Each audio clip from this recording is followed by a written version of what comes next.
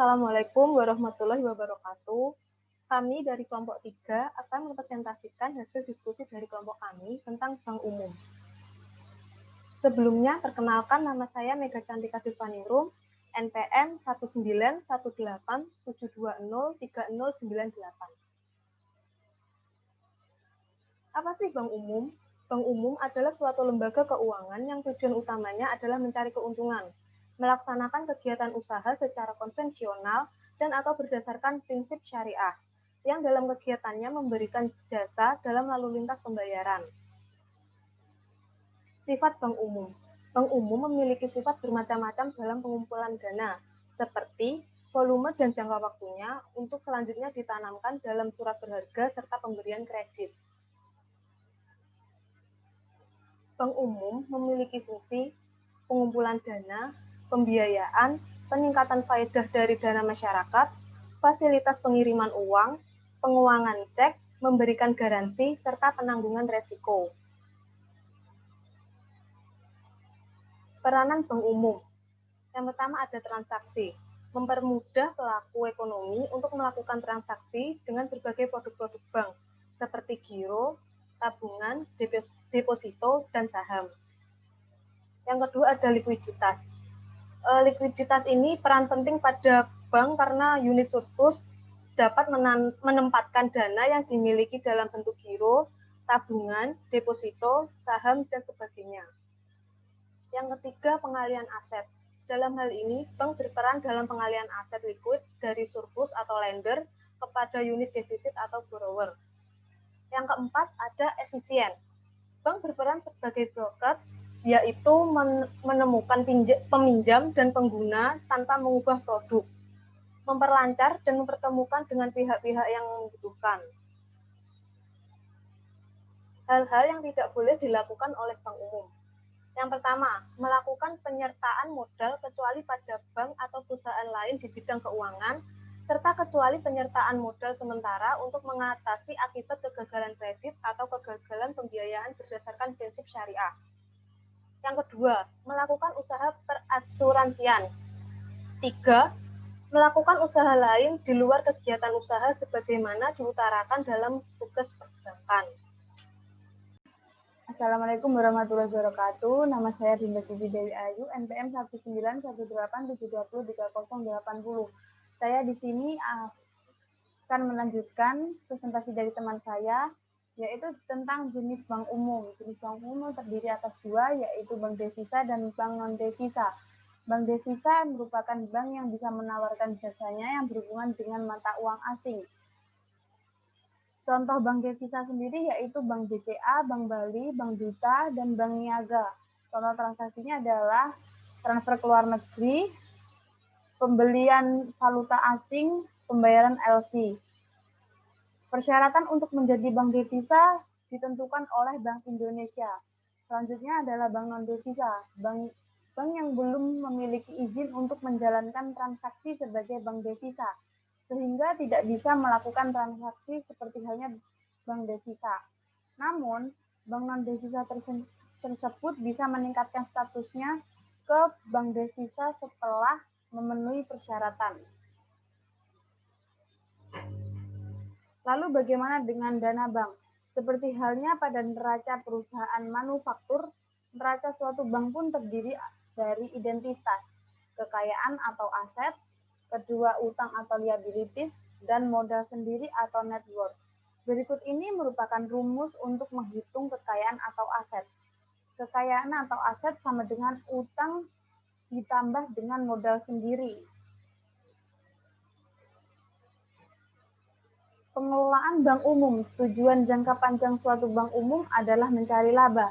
Namun demikian, suatu bank tidaklah seharusnya hanya memperhatikan tujuan jangka panjangnya saja, tetapi mereka harus melakukan kegiatan dalam jangka pendek. Dalam jangka pendek pun harus selalu dijaga agar tidak terjadi kehabisan dana. Bank perlu membedakan adanya dua kelompok pos-pos rekening dalam neracanya. Satu kelompok rekening yang memang bank tidak bisa menguasai dan kelompok lain adalah rekening yang bisa dikuasainya. Contoh rekening yang tidak bisa dikuasai misalnya adalah deposito para nasabah, serta pinjaman yang diberikan kepada nasabah. Selanjutnya adalah tujuan pengelolaan bank umum jangka pendek. Yang pertama, memenuhi cadangan minimum. Kedua, pelayanan terbaik kepada pelanggan. Ketiga, strategi dalam pengawasan investasi. Lalu bagaimana cara mencapai tujuan bank? Setiap bank memiliki cara yang berbeda untuk mencapai tujuan. Tergantung beberapa faktor. Yang pertama, falsafah yang dianut. Kedua, minimum biaya. Dan yang ketiga adalah faktor lainnya. Perkenalkan, nama saya Olivia Febrianti, nomor NPM 19 18 720 30 21. Di sini saya akan melanjutkan presentasi dari teman saya. Falsafat dalam pengelolaan bank. Pola konservatif. Bank dalam mencapai tujuan jangka pendek tersebut lebih menitik beratkan pada penggunaan dana intern, sehingga tidak perlu mengandalkan pada pinjaman dari luar yang kadangkala sukar dikontrol oleh bank. Pola agresif. Tipe bank ini lebih menekankan pada orientasi keuntungan meskipun harus menanggung resiko yang relatif lebih besar. Bank akan selalu berusaha mencari dana dari luar, asal biaya totalnya masih lebih rendah dari pendapatan yang diperoleh dari investasinya. Karena dana berasal dari luar, maka resiko lebih besar sebab dana ini di luar kontrol bank. Minimum biaya. Bank akan selalu berusaha mencari biaya minimum dalam memilih kombinasi portofolionya dengan mengingat batasan tertentu. Yang perlu dilakukan adalah memperkirakan tentang tingginya tingkat bunga di masa mendatang serta lamanya jangka waktu dana yang dibutuhkan. Faktor lainnya yang mempengaruhi pengelolaan bank antara kebutuhan nasabah, likuiditas bank, dan perubahan pasar. Karena unsur ketidakpastian, bank biasanya menyediakan likuiditas yang berupa sertifikat dan antar bank atau kekayaan yang tidak dipergunakan untuk menghadapi timbulnya kejadian yang tidak terduga. Dana cadangan inilah yang sering disebut dengan likuiditas bank. Manajemen likuiditas bank. Pengelolaan likuiditas suatu bank mencakup penentuan beberapa berat alat-alat likuid yang harus disediakan guna menghadapi penagihan daripada nasabah yang sewaktu-waktu menagihnya.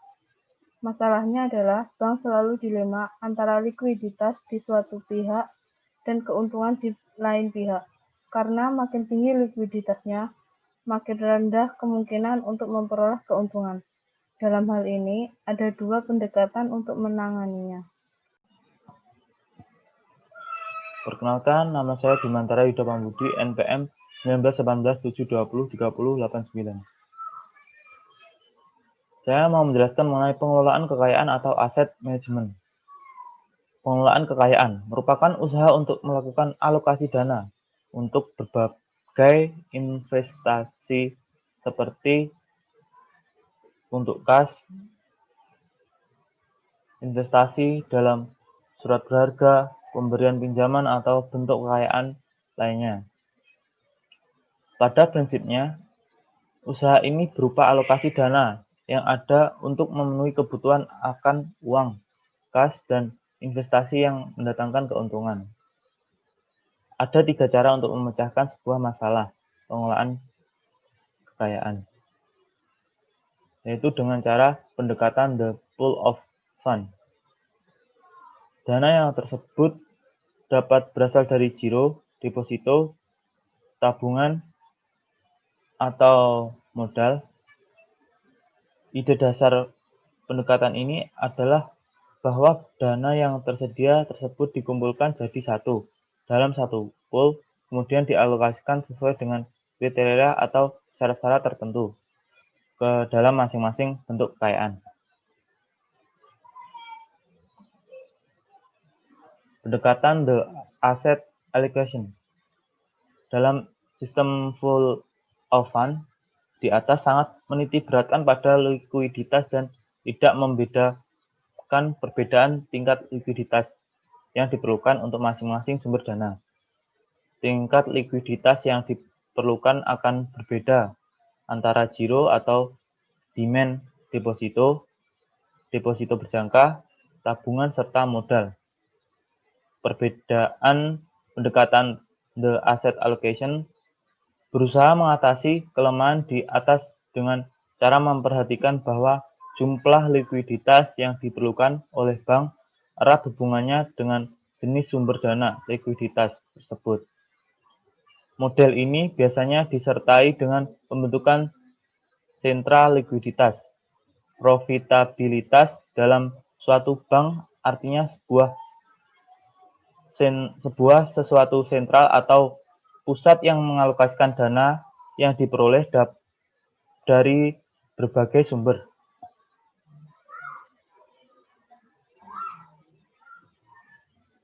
Commercial loan theory menekankan bahwa bank sebaiknya harus memberikan pinjaman atau kredit jangka pendek saja yang bersifat produktif dapat membayar kembali dari hasil pinjaman, self-liquidating.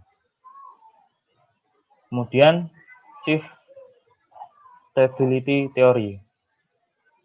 Dasar teori ini adalah kemampuan bank untuk menukar suatu bentuk kekayaan dengan bentuk lainnya untuk memenuhi likuiditas.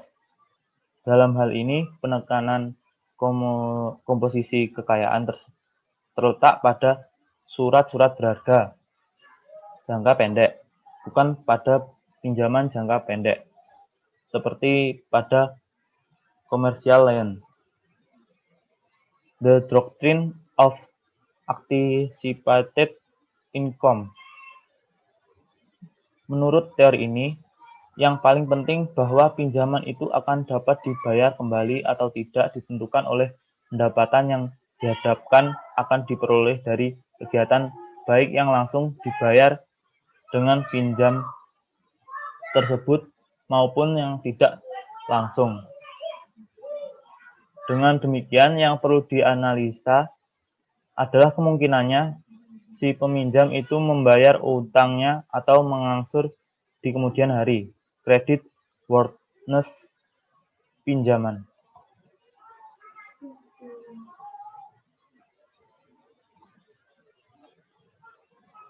Pengelolaan utang liability management. Berbeda dengan pengelolaan kekayaan asset management, teori ini tidak memandang bahwa sumber dana atau utang bank tidak dapat dikuasai atau dipengaruhi. Justru sebaliknya, menurut pandangan teori ini, atas dasar target pertumbuhan kekayaan tertentu diusahakan sumber dana yang sesuai dengan target tersebut. Jadi, sumber dana mudah dapat diperoleh atau dapat dicari.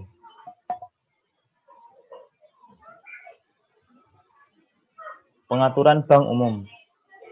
Pengaturan tentang pendirian bank, pembentukan cabang, penggabungan merger, pengawasan kekayaan, utang, serta penentuan tingkat bunga. Sekian yang dapat kami sampaikan. Ada kurang lebihnya kami mohon maaf. Wassalamualaikum warahmatullahi wabarakatuh.